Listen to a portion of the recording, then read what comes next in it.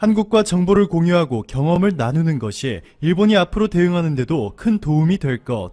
최근 일본 의원이 아베 총리의 한국과의 관계를 묻자 답변한 내용입니다. 불과 며칠 전까지만 하더라도 일본 정부는 한국의 환경부격의 후생 노동성을 통해 한국은 일본에 지원하는 방안을 검토하지 않을 것이라 밝혔음에도 한국산 진단키트가 일본산과 동일한 수준의 성능을 지녔는지 검사부터 해봐야 한다며 한국을 자극했죠.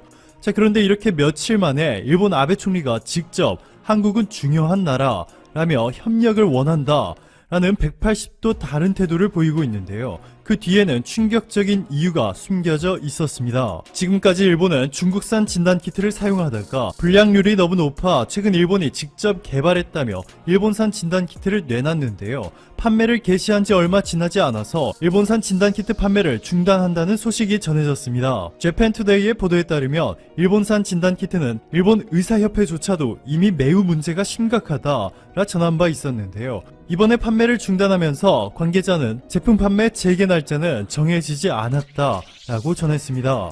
영원히 판매하지 않을 수도 있다는 것이고 결국 일본이 이번 사태를 해결하기 위해서 한국산 진단키트가 유일한 희망이 된 것이죠. 자, 그런데 이보다 더 충격적인 소식이 있습니다. 일본이 앞에서는 일본 총리가 직접 나서서 한국의 도움이 필요하다 외치고 있지만 뒤에서는 한국의 뒤통수를 노린 충격적인 작전을 준비하고 있었습니다. 한국의 강제동원 피해자들이 대법원에서 승소하면서 일본 전범 기업의 미쓰비시 중공업과 일본제철 그리고 후지코시가 한국에 보유한 자산을 한국이 압류했는데요. 현재 이를 현금화해서 강제동원된 한국인 피해자들의 보상하는 절차를 앞두고 있습니다. 그런데 여기서 일본이 한국에 충격적인 발표를 하게 되죠.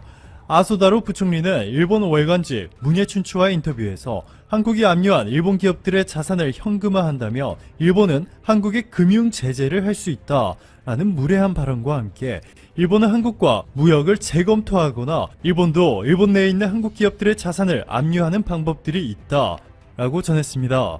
일본 산케이 신문의 보도에 따르면 일본은 한국에서 수입되는 제품들의 관세를 인상하거나 일본에서 사업을 하고 있는 한국 기업들의 자산을 압류하는 등 10가지가 넘는 옵션을 준비 중이라면서 한국을 향해 강력한 경고의 메시지를 보냈습니다. 게다가 최근 독일, 프랑스, 이탈리아, 스페인 등 유럽 주요국들이 모두 한국산 진단키트를 극찬하며 적극적으로 수입하면서 한국과는 가깝게 지내는 대신 일본을 외면하기 시작하자 일본이 유럽에도 갑자기 충격적인 발표를 하나 하게 되죠. 아사히 신문의 보도에 따르면 일본 국립감염증연구소는 3월 이후 일본에서 확산되고 있는 이번 바이러스는 중국이 아닌 유럽을 통해 확산됐을 가능성이 상당히 크다 라면서 일본의 국립연구소가 확진 판정을 받은 560명으로부터 얻은 바이러스 유전자 정보를 해독한 결과 이번 사태의 문제가 시작된 곳이 중국이 아닌 유럽이라는 황당한 발표를 한 것이죠. 일본 국립감염증연구소의 구로다 마코토 연구센터장은 중국에서 시작된 제1파 바이러스는 이미 보건 대응으로 종식됐지만 유럽을 통해 유입된 제2파 바이러스가 일본에서 크게 확산한 것 같다 라 발언했습니다. 이미 미국 법률회사 범원 법무그룹이 미국 1만 명을 대리해 중국을 상대로 7,392조 원에 달하는 집단소송을 제기했고 영국의 한 학회도 중국이 G7 국가에 끼친 손실만 4,800조 원에 달한다며 소송을 낸 상황. 인도 변호사협회는 중국에 2경 4,640조 원을 손해배상하라고 청구하는 등 현재까지 중국 정부를 상대로 한 전세계 소송 금액은 3경 2,032조 원을 넘어서고 있습니다. 그런데도 일본은 홀로 중국이 아닌 유럽이 일본 내 확산의 주범이라는 발언을 해 논란이 되고 있습니다. 일본이 이렇게 정신을 차리지 못하고 한국과 유럽을 상대로 무모한 경고의 메시지를 보내고 있는 것은 최근 아베 내각이 예상하지 못한 곳에서 사상 초유의 위기를 맞이하게 되면서 시선을 돌릴 만한 강력한 이슈거리가 필요한 상황이기 때문이죠. 지난번 이 영상을 통해서 일본 야당 의원의 폭로로 아베 총리가 이 작은 사이즈의 천 마스크를 이용해서 정치 자금을 빼돌렸다는 의혹에 탄력을 받고 있다는 소식 전해드렸습니다. 자, 그런데 여기서 결정적인 추가 폭로가 나오면서 이제는 의혹이 아니라 기정사실로 넘어가는 분위기인데요. 아베 총리가 돈을 빼돌린 것으로 추정되고 있는 문제의 일본 회사는 등기부 등본조차 열람이 안 되고 마스크를 제조하기는커녕 딸랑 창고 건물 하나 가지고 있는 유령 회사임에도 일본 정부의 5천억 원 규모의 마스크 입찰에 참여해 손쉽게 사업을 따냈습니다. 더욱 충격적인 것은 이 문제의 회사 대표가 2018년 1월 탈세 혐의로 징역형을 선고받았던 경제사범이라는 것이죠. 머니투데이와의 인터뷰에서 조달청 관계자는 한국은 국가 계약 법령에 의한 모든 절차들이 너무나 투명하게 공개되기 때문에 불가능한 일이다. 예산 빼돌리기 같은 행위는 발전이 덜 된 국가에서나 일어나는 일이다. 전했습니다. 화학약품 냄새가 나고 한 번 빨면 줄어드는 데다가 너무 작아서 마스크로서의 기능까지 의심되고 있는 아베노 마스크. 실제 바이러스 예방으로는 사용할 수 없고 이제는 일본 여성들 사이에서 자신의 얼굴이 얼마나 작은지 인증하는 용도로 사용하는 일본 SNS에서 핫한 아이템이 되었습니다. 자, 오늘은 우리나라 삼성전자가 일본 기업들을 또 끌어내리고 있는 이 즐거운 소식에 대해 여러분들과 한번 이야기를 나누어 보려고 합니다.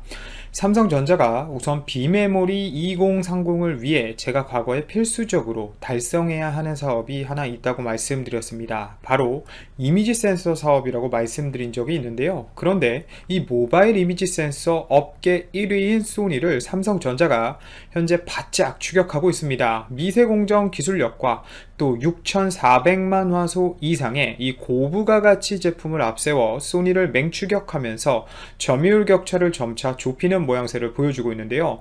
우선 경이적인 시장 점유율 상승을 보여주고 있습니다. 우선 작년이죠. 삼성전자는 지난해 3분기 글로벌 이미지 센서 시장 점유율에서 16.7%로 소니 56.2%의 약 40%포인트 수준 뒤졌다고 평가를 받고 있었습니다. 특히 이 소니의 기존 카메라 기술력이 접해진 이미지 센서 시장을 삼성전자가 따라잡기에는 당장 무리라는 평가를 많이 받고 있었죠. 하지만 사람들의 예상과는 전혀 다른 모습을 삼성이 보여주고 있습니다. 삼성전자가 올해 2분기부터 시장 점유율 21.7%로 소니 42.5%와 격차를 점점 줄이고 있는 모습을 보여주고 있기 때문인데요.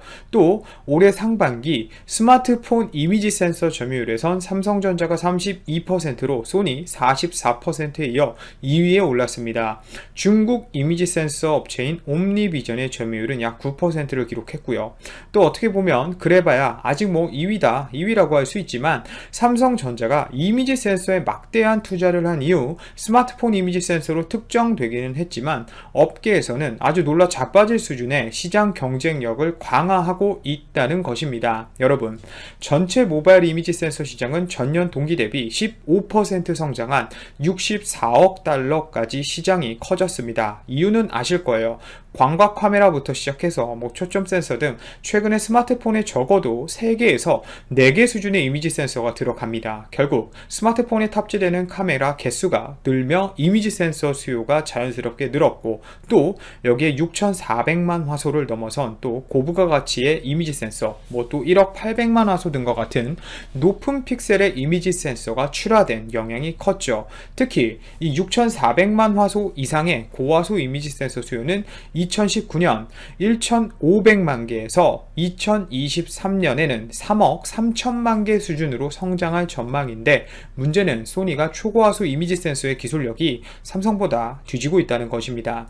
삼성전자는 기술력에 목숨을 걸고 최대 1억 화소 이상의 이미지 센서를 개발해 갤럭시 20 시리즈부터 탑재시켜 출고하면서 시장 경쟁력을 강화하고 있죠. 여러분, 방금 말씀드렸듯이 시장의 성장이 4년 동안 20배 이상 커지게 됩니다.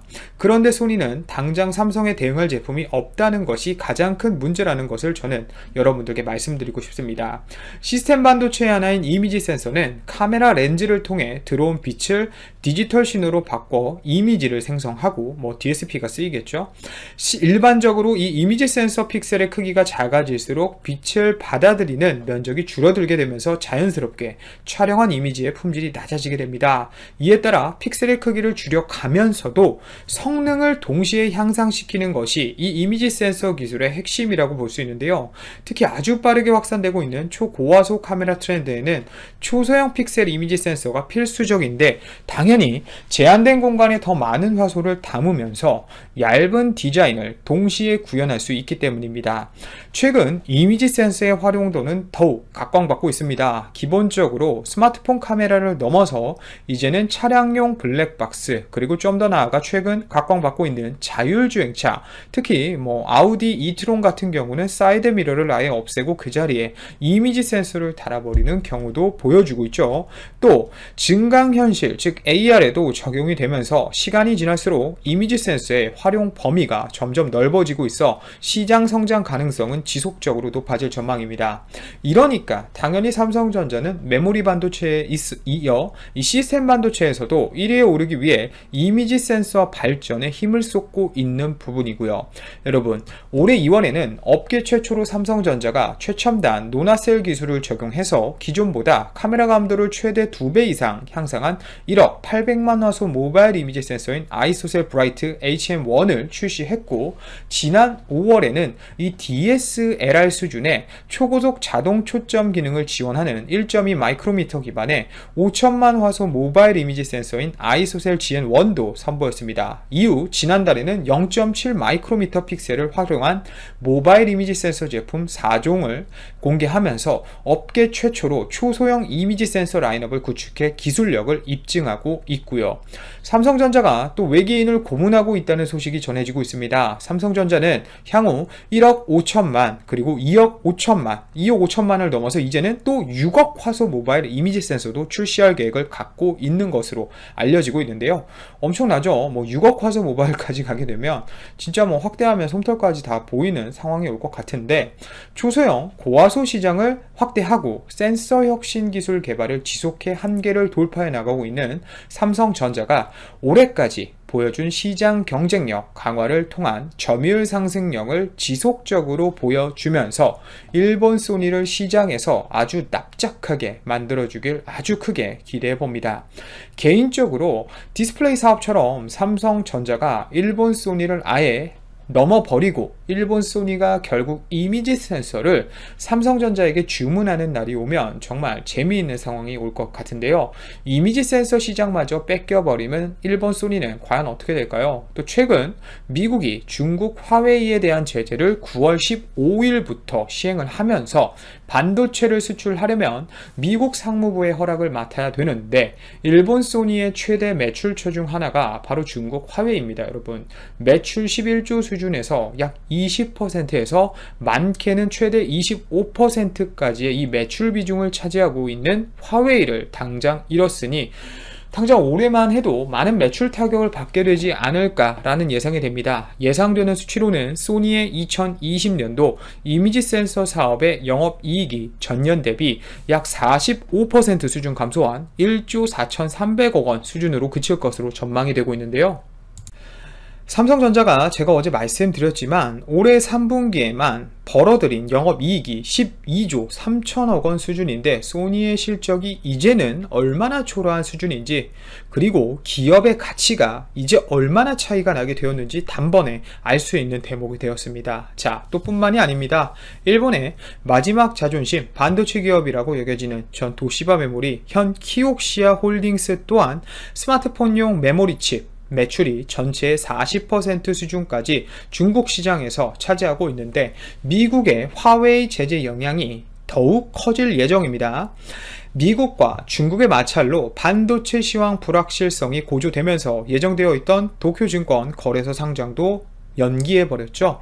다급한 나머지 일본이 미국에게 당장 수출 규제권에 대해서 허락을 해달라고 하는데, 자, 여러분, 본인들도 작년부터 우리나라에게 수출 규제해서 이렇게 수출하는 것 허락 안 하면서 본인들 살려고 또 아둥바둥 하려는 거, 이런 거 보면 또 참 돌고 도는 게 세상인 것 같습니다.